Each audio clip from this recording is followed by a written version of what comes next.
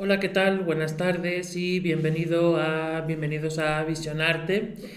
Y bueno, pues directamente vamos a empezar al tema porque la semana pasada nos quedaron algunas cosas por hablar que son pues, importantes para conocer un poco pues todo lo que tiene que ver el contexto en donde se desarrolla un poco pues los últimos momentos o los últimos días de Jesús de Nazaret. Históricamente no vamos a hablar de Jesucristo, porque cuando decimos Jesucristo le estamos dando ya un tinte teológico y bueno, pues eso ahorita no nos interesa porque, por ejemplo, la teología diría que Jesús murió por nuestros pecados, de que, pues que Jesús eh, pues estuvo sufriendo el peso de la cruz por nosotros, en fin, que Jesús nos amaba tanto que por eso se entregó en la cruz, en fin, todo eso son supuestos teológicos, ¿no? La teología es pues una interpretación de lo que es el Jesús histórico. Por eso no vamos a hablar de Jesucristo, vamos a hablar de Jesús, porque Jesús el Cristo, cuando nosotros decimos Cristo, es que estamos dándole ese plus, ¿no?, de ungido, de Mesías, lo cual en el Jesús histórico, pues bueno, vamos a tratar de ver qué es lo que está pasando en la sociedad, qué es lo que se está desarrollando en cuanto a los últimos días de pues la vida de Jesús. Entonces, la semana pasada, que estuvimos viendo un poco las clases sociales, aunque no las vimos realmente muy explícitamente, ¿no? Solamente vimos algunas pinceladas. Pues bueno, vamos a empezar hoy hablando sobre pues lo que serían los saduceos, lo que serían los fariseos, lo que sería la clase sacerdotal, lo que sería el templo. No vamos a hablar de celotas ni de esenios, porque realmente, aunque muchos historiadores, realmente cuando un historiador afirma cosas, sobre todo arqueólogos, historiadores, así que muchas veces pues tratan de desvirtuar mucho las cosas, bueno, pues hay que ponerlos un poco en duda porque realmente no hay certezas, o sea, por mucho que ellos, historiadores y arqueólogos, puedan descubrir cualquier cosa, pues realmente no hay documentos más que los evangelios, algunos textos judíos como Flavio Josefo, que a pesar de ser ciudadano romano, pues él escribe la historia de los judíos. Hay otros también que hacen unas pinceladas muy sucintas de lo que sería pues Jesús de Nazaret. Por eso podemos saber a lo mejor cómo se comportaba el Imperio Romano en Israel, cómo se comportaba la sociedad, pues sí, pero no podemos llegar a profundizar tanto a decir que Jesús pues fue esenio o que Jesús estaba alrededor de celotas, o que incluso ha habido historiadores que dicen que Jesús viajó a la India, o sea, lo que es totalmente inverosímil, o sea, no hay eh, por dónde agarrar pues estas teorías peregrinas que tienen muchos historiadores. También igual los arqueólogos pueden encontrar, no sé, algún edificio, pueden encontrar algunas inscripciones, pueden encontrar, en fin, alguna tumba, pero bueno, pues realmente no se puede decir o no se puede afirmar que, bueno, pues si nosotros los arqueólogos descubren, por ejemplo, la piscina de Siloé ahí en Jerusalén, ¿no?, en la parte, en lo que se llamaba la ciudad de David, pues bueno, pues realmente no tiene ningún fundamento ni nos habla de Jesús. Lo único que sí, bueno, pues cuando hace ese milagro, ¿no?, que cura a un ciego o cura a un paralítico o limpia a un leproso, bueno, pues sabemos en qué lugar, pero no sabemos o no se sabe a ciencia cierta ni quién era el ciego, ni qué le dijo, ni en fin. Todo eso pues no lo sabemos, solamente por los datos a lo mejor que tenemos en los evangelios, ¿no?, en los 4 evangelios. Entonces, pues no hay que lucubrar más de lo normal, hay que basarnos un poco en lo que tenemos para no decir mentiras y bueno, pues eso es lo que vamos a tratar de explicar hoy. La semana pasada estuvimos hablando que, bueno, todo lo que es Israel, no voy a hablar de Palestina porque es más moderno, el pueblo de Israel es el pueblo de Israel, y la tierra se llama, pues, la tierra de Israel, ¿no? Por mucho que quieran llamarle ahora Palestina y todo ese tipo de cosas. Bueno, pues Israel, cuando nace Jesús, ¿no? Que cuando gobernaba Herodes el Grande, pues era prácticamente un reino, sí, súbdito de Roma, pero era un reino unificado, ¿no? Desde Galilea hasta Judea. Sin embargo, cuando muere Herodes el Grande, ya había nacido Jesús.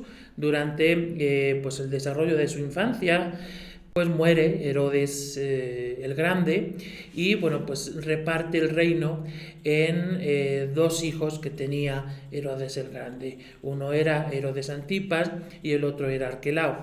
Arquelao era un personaje bastante cruel, muy despreciado por la sociedad de Judea, hasta que, bueno, pues le quitan de medio, muere, lo matan, y los romanos toman el territorio de lo que sería Judea. Mientras que Herodes Antipas se queda con dos regiones, que sería la región de Galilea y la región de Perea, aunque Perea era más una región más apegada a la cultura griega. Judea pasa a pertenecer a lo que sería Siria, aunque bueno, pues la legión y el pretor y todos estos, pues bueno, pertenecían más a lo que sería la región de Siria, porque bueno, pues al quitar de en medio a Arquelao, alguien tiene que gobernar, y en este periodo que vamos a hablar ahorita, pues el pretor no es ni más ni menos que Poncio Pilatos. Poncio Pilato, bueno, pues él no vivía en Jerusalén, él vivía en una ciudad que había sido fundada por Herodes el Grande, que se llamaba Cesarea Marítima, en el sur de Israel, pero pegado al Mediterráneo. Es una ciudad marítima, aunque bueno, pues la capital religiosa, digamos, pues seguía siendo Jerusalén. A esa ciudad, pues bueno, 4 veces al año los judíos participaban de los sacrificios en el templo. Entonces, todo aquel judío que tenía la posibilidad, tanto económica como física, pues podía ir a Jerusalén, tenía la obligación de peregrinar a Jerusalén. Jerusalén, como vimos, era la región más pobre, bueno, Jerusalén o Judea, era la región más pobre de toda Palestina. Galilea tenía rutas comerciales, lo que sería Samaria tenía pues algo de agricultura y ganadería. Sin embargo, lo que sería Judea no tenía ni rutas comerciales, la agricultura era bastante escasa, porque, por ejemplo, la capital Jerusalén pues es prácticamente la ciudad que divide el desierto de lo que es un poco la tierra fértil. O sea, no era una ciudad con unos recursos abundantes. Sin embargo, tenía el templo, era la capital religiosa por excelencia. Entonces, la clase de los saduceos y la clase sacerdotal, ellos vivían en el templo. Entonces les convenía mucho que 4 veces al año, sobre todo para las fiestas de los tabernáculos, el Sukkot, la fiesta de la Pascua, la fiesta del Yom Kippur, en fin, este tipo de fiestas, pues tenían que ir todos los judíos, tanto de la región de Israel como los que vivían en el extranjero, pues tenían que ir a esta ciudad únicamente para hacer en el templo, pues obviamente los sacrificios de corderos, palomas, bueyes también, toros, alguna vaca, en fin, todos estos animales se sacrificaban en el templo. Y bueno, pues también les convenía, sobre todo a los saduceos, que ahora veremos quién son, pues les convenía que llegaran todos los judíos ahí porque mantenían el templo. Porque, por ejemplo, cuando el judío, cualquier judío, llegaba al templo de Jerusalén, tenía la obligación primero de cambiar su dinero, es decir, el dinero que circulaba por parte del Imperio Romano no servía. Entonces, en el templo de Jerusalén se usaban unas monedas específicas, entonces en un primer lugar se cambiaban las monedas. Estas monedas se tenían que gastar solamente en el templo, no se podían gastar en ninguna otra parte de la región. Entonces al templo le servía bastante porque ya se habían quedado con el dinero y además le iban a dar esas monedas que pues al fin y al cabo no tenían un valor, entre comillas, fuera de lo que es el templo, ¿no? Y además, pues los judíos estaban obligados a gastarse el 20% en Jerusalén, el 10%, que es lo que se conoce como el diezmo, y era para el mantenimiento del templo, porque, prácticamente para el servicio del templo, ¿no? Los sacerdotes, los sumos sacerdotes, los levitas, la policía, en fin, todos los que estaban allá, y eran aproximadamente un número de 400 personas. Entonces eso dividido en el mes, pues imagínense cuánto dinero se necesitaba. Entonces todo judío estaba obligado a dar el diezmo de lo que recaudaba al año al templo. Y aparte tenía otro impuesto, que era gastarse el 20% de lo que llevaran en la ciudad de Jerusalén. Es decir, la ciudad de Jerusalén vivía a expensas de los peregrinos, de los judíos de todo el mundo. Y esto, por ejemplo, es una de las causas por la que Jesús, cuando entra a Jerusalén, pues no le gusta. Y pues ve ahí que aquello se había convertido en un mercado, había un montón de animales para vender, que se quedaba también el templo, había un montón de cambistas, de estos que cambiaban las monedas, como ya les dije, en fin, aquello era un mercado, y a Jesús mucho eso pues no le gustó. Por eso está este episodio un poco antes de la Semana Santa, cuando Jesús pues expulsa a todos estos comerciantes, diciendo que habían convertido el templo de su padre, pues lo habían convertido en un mercado, ¿no? Entonces esto obviamente hacía tambalear los cimientos del grupo de los sacerdotes y los saduceos. Bueno, pues vamos a ver quiénes eran los saduceos. Los saduceos era la clase noble sacerdotal. No hay que olvidar que Israel, a pesar de tener el poder político por parte de Herodes Antipas y de Pilato, pues era una teocracia, ¿no? El pueblo de Israel era el pueblo elegido por Dios, y ahí quien impartía justicia, hacía leyes, etcétera, eran los sumos sacerdotes, en este caso los saduceos. Los saduceos fueron puestos por el Imperio Romano porque eran personas afín a la dominación romana. Entonces esto no gustaba mucho al pueblo normal, al pueblo de Israel, porque bueno, pues además ellos eran nobles, no estaban muy cercanos al sentir del pueblo. Ellos se dedicaban más bien a el servicio al templo, a recaudar impuestos para el templo, y pues además eran súbditos, podríamos decir, del Imperio Romano. A pesar de ser de esta clase, los sumos sacerdotes, como Anás y Caifás, que son los sumos sacerdotes en el momento en que es prendido Jesús, ¿no? O aprendido Jesús, ¿no? Entonces, los saduceos eran personas que ellos, por ejemplo, no creían en la resurrección. Parte fundamental de la predicación de Jesús pues es la resurrección, la venida del reino. Sin embargo, para los saduceos, que eran esta clase noble, a los cuales pertenecía el Sanedrín, a los cuales pertenecía también los sumos sacerdotes, pues ellos no creían en la resurrección de la carne. Eso no estaba escrito en la Torá, y por tanto ellos no estaban no tenían por qué creer pues esto que creían otros grupos que veremos después. Y esto estaba un poco peleado con la venida del Mesías, ¿no? Como veremos con los fariseos y con Jesús, que era muy afín también a los fariseos. Y entonces los saduceos, los sumos sacerdotes, ellos, al no creer en la resurrección, decían que en esta vida, cuanto más se pudiera vivir mejor, pues sería perfecto, ¿no? Porque el reino de Dios empezaba en esta vida. Una vez se moría la gente, no había resurrección, no había nada más, no había una vida ulterior. Entonces, por ello eran muy apegados a lo que eran las riquezas. Los saduceos, los sumos sacerdotes que pertenecían a este grupo, solamente vivían en Jerusalén, estaban muy centrados en lo que es en el servicio del templo de Jerusalén y no iban a predicar, por ejemplo, en las sinagogas. O sea, estaban un poco separados del pueblo. Y además, pues eran súbditos, eran amigos del Imperio Romano, lo cual para el pueblo de Israel no era bastante bueno, porque bueno, pues el pueblo de Israel lo que quería era separarse de la dominación del Imperio Romano, puesto que la tierra, por ejemplo, porque la religión judía es una religión de tierra y libro, es decir, esta tierra nos la ha dado Dios, pertenece a Dios y nos la ha dado a nosotros para que podamos vivir aquí. Entonces nadie es digno de venir y tomar esta tierra y además pedirnos impuestos.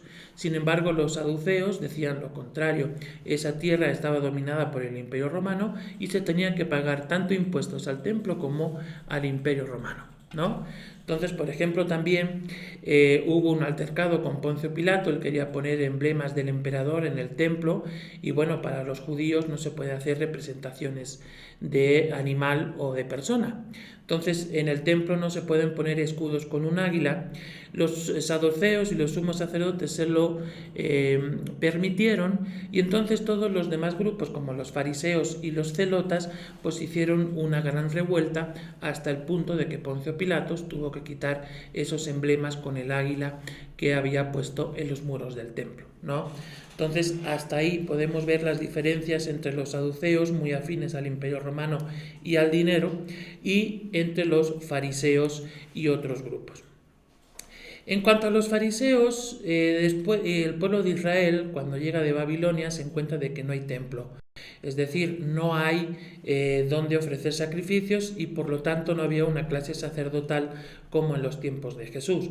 ¿Qué es lo que hacen? Pues bueno, se dedican, el pueblo de Israel, los judíos, se dedican a leer las Torás en sus sinagogas, ¿no? Y a interpretarlas. ¿A quién se dedica de estos? Bueno, pues se dedica un grupo de personas que se llaman los fariseos. Estos fariseos eran unos personajes que habían hecho ni más ni menos a raíz de la Torá, habían hecho 616 leyes más, en las cuales se tenía que cumplir todo a rajatabla. En cuanto a la pureza, por ejemplo, para un judío de aquella época, un curtidor, el que trabaja en las pieles, pues es impuro porque está tocando parte de un animal muerto. Para los fariseos, pues por ejemplo, uno que era alfarero era también impuro. Una mujer que tenía el periodo era impuro, una mujer que había tenido un hijo era impura, el niño que había nacido también era impuro. En fin, un montón de normas para los fariseos, cómo se tenía que cumplir el sabbat, cómo se tenía, en fin, un montón de normas. Lo que pasa es que los fariseos, como eran los que interpretaban la Torá, o sea, su Biblia, no el Antiguo Testamento, lo interpretaban en los pueblos, entonces eran muy afines al pueblo. Quien adoctrinaba en la religión verdadera a los judíos, pues verdaderamente eran los fariseos, no los saduceos, que eran los sacerdotes, puesto que, por ejemplo, cuando cae el templo de Israel, el templo de Jerusalén, pues desaparece la clase sacerdotal. Actualmente los judíos no tienen sacerdotes, tienen rabinos, que también los había en aquella época, pero principalmente los rabinos eran fariseos. Jesús era muy afín a los fariseos creían en una vida futura, creían en la venida del Mesías, en fin, también, por ejemplo, Jesús cumplía un poco las fiestas de los judíos, porque Jesús era judío, y era muy afín a los fariseos. Lo que pasa es que empiezan unas controversias con Jesús y los fariseos. Los llama sepulcros blanqueados. ¿Por qué los llama así? Porque están muy pegados a lo que es la ley que ellos mismos han hecho. Es decir, para un judío lo importante es cumplir la ley, seas bueno, seas malo. Si tú cumples la ley, estás salvado. Sin embargo, para Jesús no. Para Jesús no solamente sirve la ley, que al final Jesús la llama como la letra muerta. Eso no sirve únicamente. También sirve las obras, ¿no? Que para los fariseos, pues eso era algo extra. Por ejemplo, Jesús manda a un paralítico en sábado lo cura, hace el milagro, lo cura al paralítico y le manda cargar su camilla, y que se presenta a los fariseos. Era Sabbat, era el día en que para los judíos no se puede hacer ningún esfuerzo físico. Incluso en aquella época, y sobre todo para los fariseos, tenían tantos pasos, o sea, un número determinado de pasos, para no incurrir en no cumplir el Sabbat. Es decir, a lo mejor podían caminar 1 o 2 kilómetros, pero nada más, ¿no? Si lo hacían más, ya estaban incumpliendo el día de descanso, el sábado, ¿no? Entonces va este paralítico, se presenta a los fariseos un sábado, carga haciendo un esfuerzo, y claro, esto no le gusta a los fariseos. Aquí tenemos que, bueno, pues incluso a pesar de que Jesús era medio fariseo, pues también va en contra de esta clase social que oprimía al pueblo, no como los saduceos a impuestos, sino con un gran número de normas. Jesús poco a poco va viendo que ni los fariseos, ni los saduceos, ni los sumos sacerdotes del Imperio Romano, pues están cumpliendo lo que realmente pues sería pues los deseos de Dios, ¿no? De una conversión, de, en fin, de poder zafarse un poco del Imperio Romano y, bueno, pues ser un pueblo dedicado únicamente para Dios. De hecho, después de haber visto estas dos clases sociales, lo que son los saduceos, porque dentro de ellos están los sacerdotes y están los sumos sacerdotes, y de los fariseos, vamos a ver un poco por qué a Jesús pues lo quieren condenar, ¿no? Y lo condenan realmente. A Jesús no lo condenan en el juicio por ser Jesús. O sea, a mí no me pueden ejecutar por ser David, ni más ni menos, ¿no? Pues igual a Jesús. Lo que pasa es que ya desde un tiempo atrás había sucedido varias cosas. Jesús no cumplía la ley, no cumplía la ley farisaica, podríamos decir, sí cumplía la Torá, eso sí, las leyes que había instaurado Moisés en el monte Sinaí, sí las cumplía, pero lo demás no. Y además, una de las cosas importantes, aunque ustedes dirán qué tontería, una de las cosas importantes es que una vez estaba él caminando por Galilea, y le dicen a Jesús, sobre todo los fariseos, le preguntan, ¿es lícito pagar ¿cómo se llama? Los impuestos al César, al Imperio Romano? Entonces Jesús, muy hábil, no dice ni sí ni no. Si dice sí, entonces el pueblo de Israel va a estar en contra de él, de Jesús. Si dice que no, Jesús puede ser condenado ipso facto por sedición en contra del Imperio Romano. Entonces lo que hace es pedir una moneda, ¿no?, de estas en cursos, y en aquella época también las monedas tenían la efigie del emperador en curso, que era Tiberio, ¿no? Entonces se lo presentan a Jesús y dice, bueno, ¿de quién es esta cara de la moneda? ¿No? Pues es del César, ¿no? Entonces, denle a César lo que es suyo y a Dios denle realmente pues tributo, ¿no?, y alabanzas, ¿no?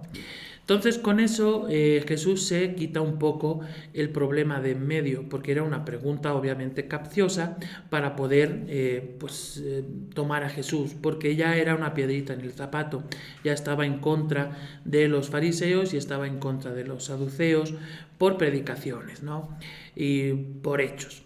Entonces, seguramente habría algún por ahí espías del Imperio Romano, porque bueno, pues los romanos tenían policía y tenían espías y todo, y esto llegaría a oídos del pretor Poncio Pilato. Él no lo conocía en persona, pero sí seguramente conocía a un tal Jesús que estaba incitando un poco a la rebelión en contra del Imperio Romano. Y bueno, pues sobre todo también los sacerdotes tenían conocimiento, porque incluso había fariseos que eran sacerdotes del templo de Jerusalén. Entonces, bueno, pues todo esto va causando un poco de aversión hacia la figura de Jesús, ¿no? Unos, después de esto de ver lo del impuesto, sobre todo los romanos, pues ven que Jesús, pues está empezando una pequeña revolución, una pequeña sedición en contra del Imperio Romano. Y para los del templo, pues obviamente los estaba diciendo que por mucho que hicieran los sumos sacerdotes, el templo de Jerusalén no tenía ninguna validez. Incluso hay otras palabras de Jesús que dicen, pues llegan al monte de los olivos y les enseña a sus discípulos pues lo espléndida que es la ciudad de Jerusalén. Y pues ven la muralla, ven el templo y les dice Jesús, ven aquello que está allí, pues en 3 días yo lo puedo hacer, yo lo puedo hacer destruir y en 3 días yo instauraré un nuevo templo, ¿no? Entonces, claro, para los saduceos y los sumos sacerdotes que les quiten el templo, pues es perder todo el estatus, ¿no? Sin el templo los sumos sacerdotes no pueden hacer nada. Creo que hay una imagen por ahí de cómo sería un sumo sacerdote, de cómo sería un fariseo. Esto que estamos viendo aquí son los fariseos, que de este modo iban vestidos. Lo que vemos al lado es más bien un celota, que en aquella época los celotas eran terroristas, eran nacionalistas israelitas, y cuando no les gustaba un romano, se lo encontraban por ahí, le cortaban el cuello y ¿no? Eran terroristas. Y a pesar de ser fariseos, los celotas, pero a ellos no les costaba nada agarrar una sica, ¿no? De ahí viene sicario, una espada, y cortar la cabeza a un romano, ¿no? Degollarlo y asesinarlo, porque ellos querían ser independientes. Y el otro que va de blanco, pues es un rabino, seguramente fariseo. Este que acabamos de ver, que ahorita me lo van a poner, pues es el sumo sacerdote. Lleva el sabot, lleva las 12 piedras de las 12 tribus, en fin, era más bien un noble, porque son telas nobles, las que vestía el sumo sacerdote porque era saduceo. Bueno, vamos avanzando, aquí es igual, vemos un levita que iban vestidos de lino blanco y vemos el sumo sacerdote, que son los sacerdotes que servían en el templo. Aparte de ellos, que no tengo imagen, habría policías dentro del templo que también eran levitas. Bueno, vamos a avanzar un poco. El domingo de Ramos, resulta de que hay 2 vertientes. Unas que dicen que, hay una imagen también por ahí del Domingo de Ramos, dicen que algunos historiadores, lo cual no podemos saber, porque los evangelios nos dicen otra cosa, que Jesús iba 4 veces al templo, como cualquier judío, y él se quedaba muchas veces en el en el huerto de los olivos, en Getsemaní. Es un monte que está enfrente del monte Moriah, porque pues el monte de los olivos está enfrente, hay un valle con un arroyo que se llama el Valle del Cedrón, y luego está el monte Moriah, que es donde está el templo y la ciudad de Jerusalén. Es decir, desde el Valle de los Olivos se ve toda la ciudad de Jerusalén, mirando principalmente a lo que se llama la Puerta Dorada o la Puerta de la Misericordia, que daba al templo. Entonces Jesús, cuando venía caminando, porque hay que hacer aquí un paréntesis, Jesús era de Galilea, del norte, había un territorio en medio que se llamaba Samaria, y ningún judío, ni siquiera Jesús, que también estaba muy cerca a lo que serían los fariseos, él no pasaba por Samaria para no contaminarse, porque los samaritanos eran medio paganos. Entonces daba toda una vuelta desde Galilea, atravesaba el Jordán, iba por Perea y entraba por la otra parte del Jordán. Y ahí tenía unos amigos, ¿no? Muy cerquita de Jerusalén, a 2 kilómetros, 3 kilómetros de Jerusalén, que se llamaba Betania. Ahí en Betania vivía María Magdalena, vivía Marta y vivía su amigo Lázaro.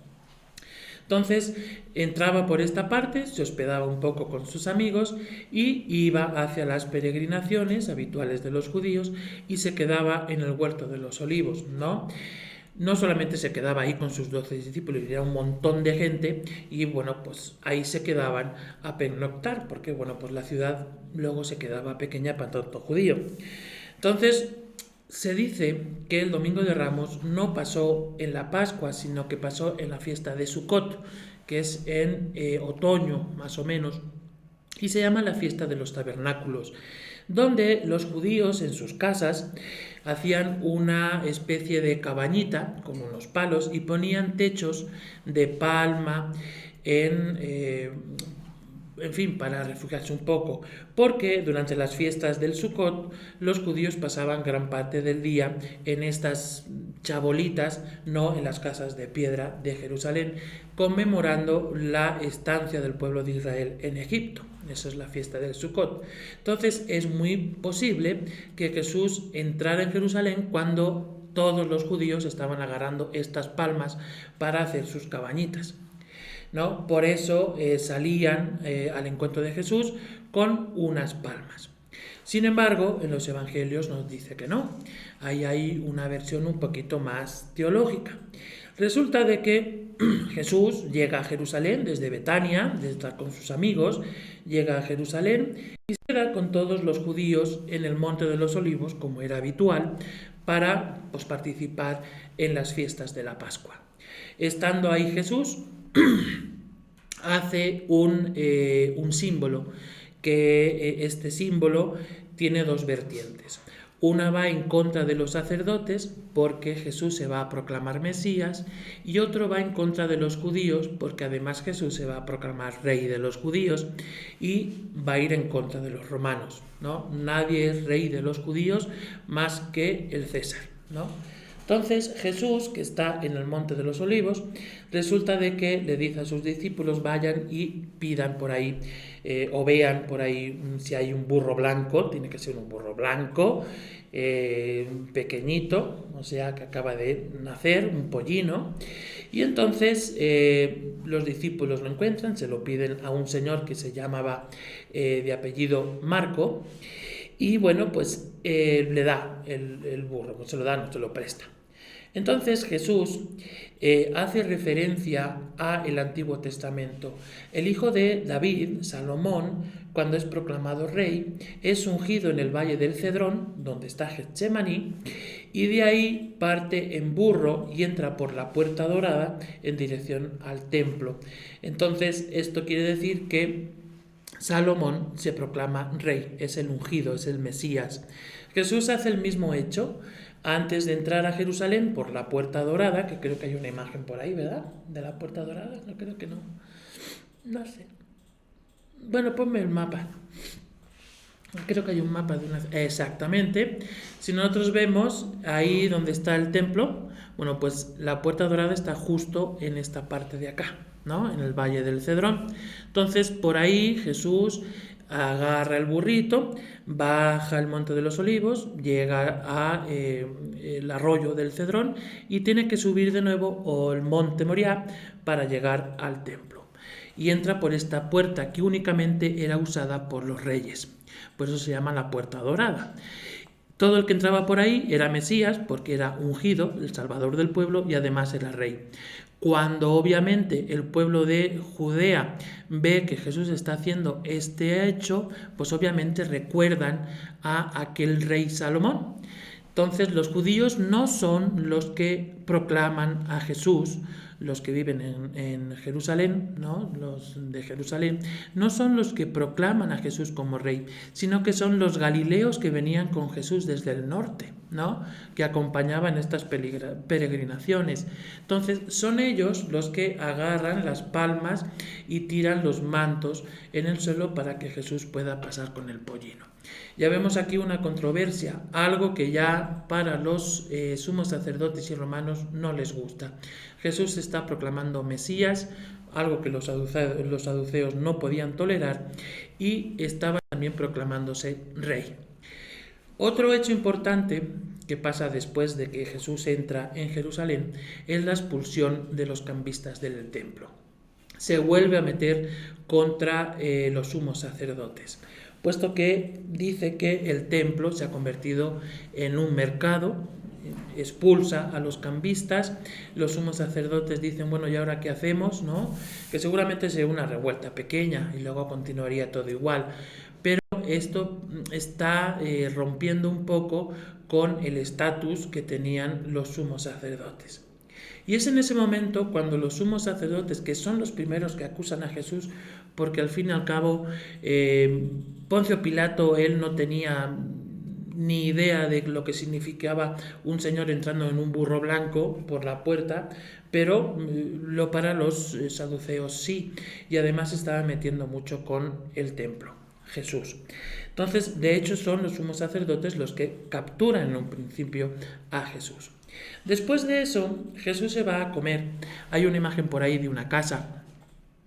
Se va a comer, este mapa luego me lo pondrás de nuevo. Se va a comer en lo que sería el cenáculo. Hay una fachada de una casa un poco vieja, antes de pasar a esta.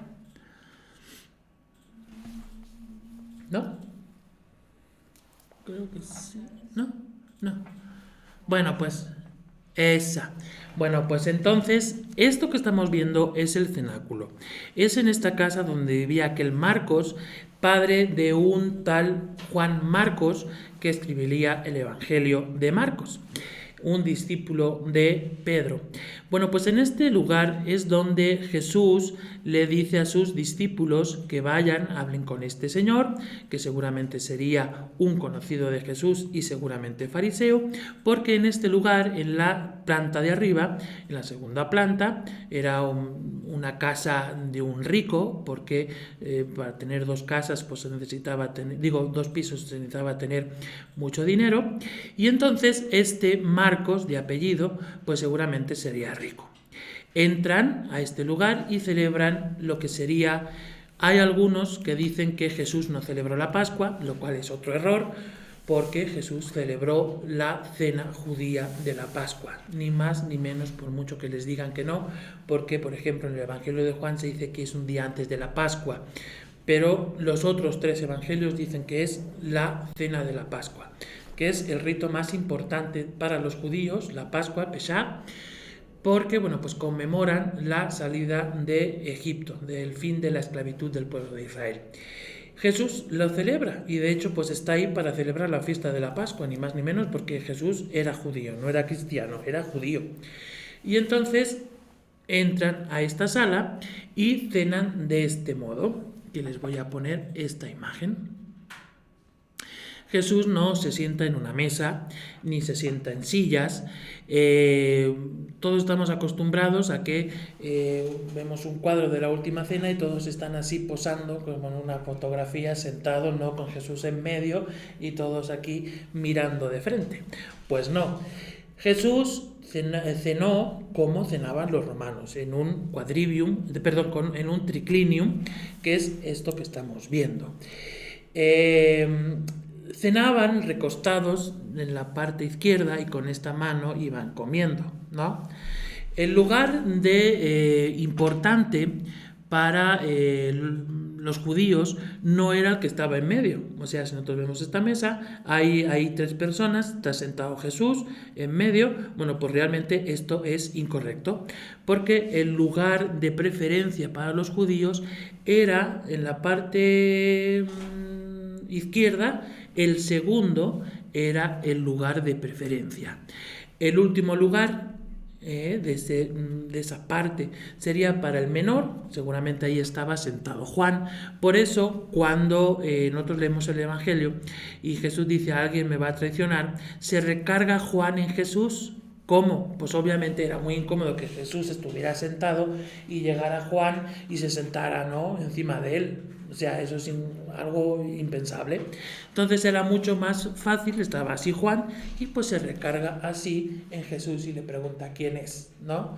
Entonces, por eso Juan estaría sentado en aquella esquina de allá. Y en el lugar al lado del de honor, a la parte derecha, ¿quién estaba sentado? Ni más ni menos que Judas. Porque cuando está comiendo Jesús, dice: el que coma del pedacito que le voy a dar, ¿no?, este va a ser el que me traiciona. Entonces no se lo va a dar al que está sentado allá, se lo va a dar al que está al lado. ¿Quién es? Pues Jesús, Judas, y le da el pan y come Judas, ¿no? Porque estaba sentado a la parte derecha del lugar de honor. O sea que Judas, que era el que tenía el dinero, no era una persona cualquiera. Sin embargo, Pedro estaba sentado en el lugar del servicio, ¿no? En esta parte de aquí, abajo de la imagen, en la esquina, ahí está Pedro. ¿Por qué? Porque Jesús empieza lavando los pies desde la esquina donde está sentado, Juan, Judas, todos los demás, y llega al último, que Pedro le dice, no me vas a lavar los pies, y Jesús le dice, bueno, si no te lavo los pies, pues realmente no eres mi discípulo. Entonces, los pies, la cabeza, las manos y todo lo que quieras, ¿no? Entonces, al final estaba sentado Pedro. Hacen todo el rito de el Seder Pesaj, ¿no? El rito de la...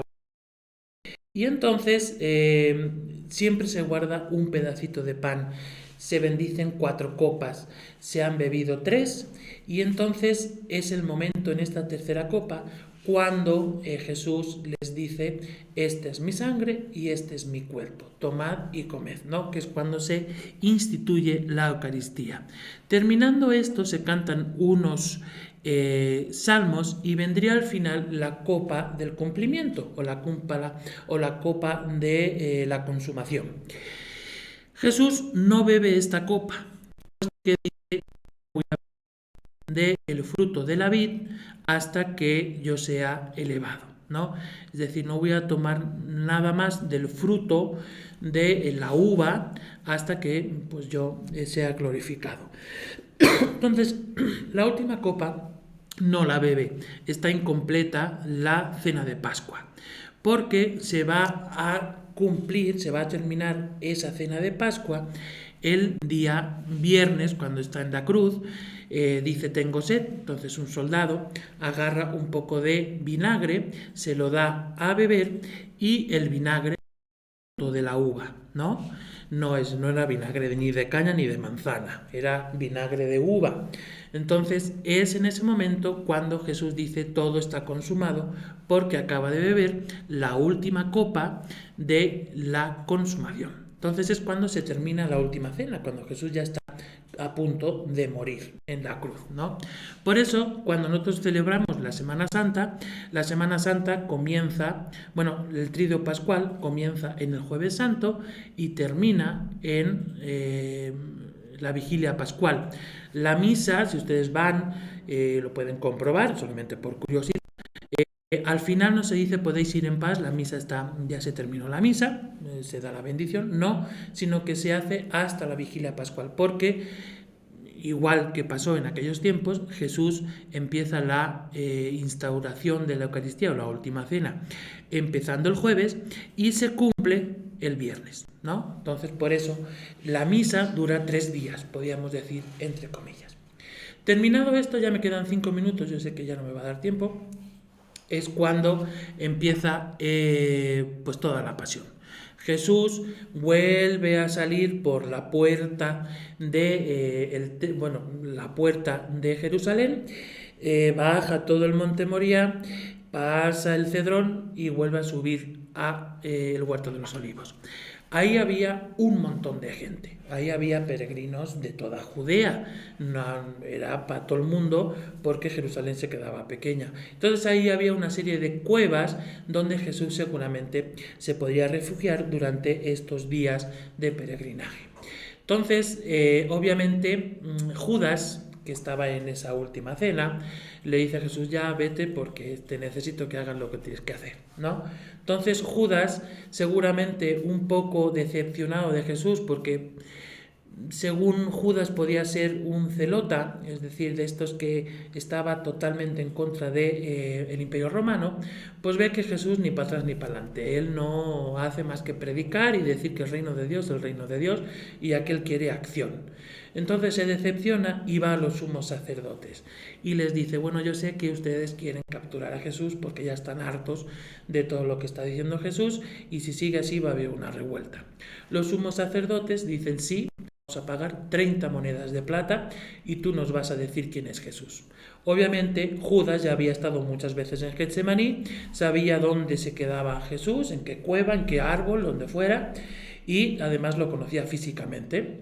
Entonces llegan la policía del templo romanos y salen los judíos, los policías del templo, atravesan el Cedrón, etcétera. Jesús ya los está viendo desde enfrente, que vienen por él, y les dice, ni siquiera han podido vigilar que ya vienen por mí, a los 3 discípulos que se quedan durmiendo, a Pedro, Santiago y a Juan. Entonces Jesús dice, no hay otra cosa que, pues ni modo, ya vienen por mí, ustedes no me han avisado y me van a llevar. Entonces llega Judas, obviamente lo conocían, los sumos sacerdotes no lo conocían así como tanto para poder identificarlos, todos iban vestidos igual, con las barbas igual. Entonces Judas, ¿cómo lo identifica? Pues le da el beso. Una vez le da este beso, pues los policías del templo lo capturan. ¿Cuánto tiempo me queda? Ya. Lo capturan. ¿Y dónde lo llevan? Bueno, pues lo llevan a la casa de Caifás, que era suegro de Anás.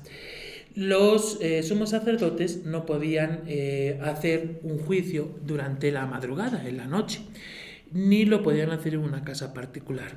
Entonces a Jesús lo empiezan a interrogar algo que es en contra de la ley, donde se mete un poco con el sumo sacerdote y los guardas le dan un palo, o sea, le dan un golpe con un palo en la nariz, rompiéndole el tabique nasal, que es el primer momento en el que empieza la tortura a Jesús, que eso lo vemos muy bien en la Sábana Santa, se puede ver.